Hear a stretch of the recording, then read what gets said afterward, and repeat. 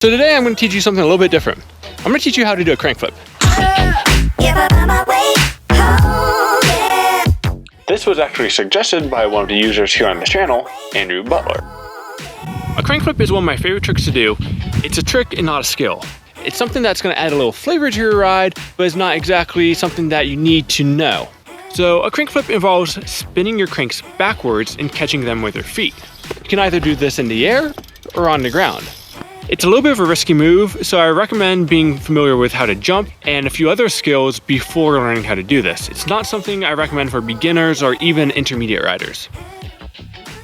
In a crank flip, each foot has a specific job.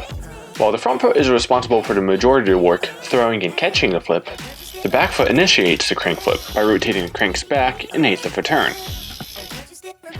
To learn how to crank flip, you can start off by sitting on your bike and leaning up against a tree, or your girlfriend. All you have to do is sit on your bike and pedal backwards. I'd actually recommend having your seat high for this one as opposed to low. I know I say lower your seat, but here I'm telling you to raise your seat. You can also practice the throwing and catching part of the crank flip while keeping your back foot on the ground. Take note that this motion comes from both your ankle and your lower leg. Another thing, when I go to flick, I try to position the pedal towards the front of my foot. But that doesn't always happen. So just practice this motion over and over until it becomes second nature.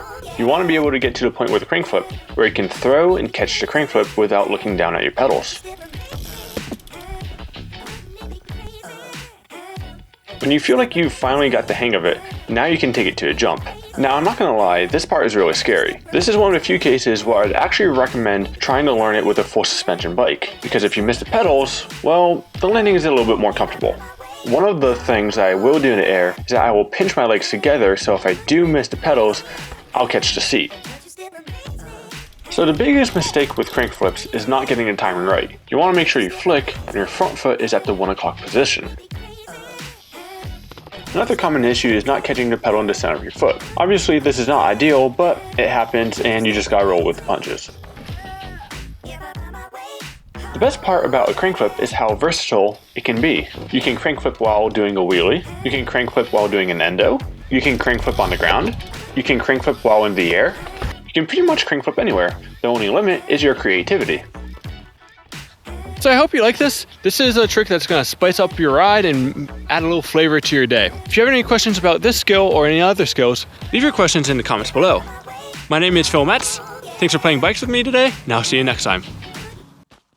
To a jump. My recommendation is to start with a tabletop. It is the safest type of jump to learn on because the consequences for not clearing it are minimal. However, there are a few tricks to land smoothly. The first is to match the angle of your wheelbase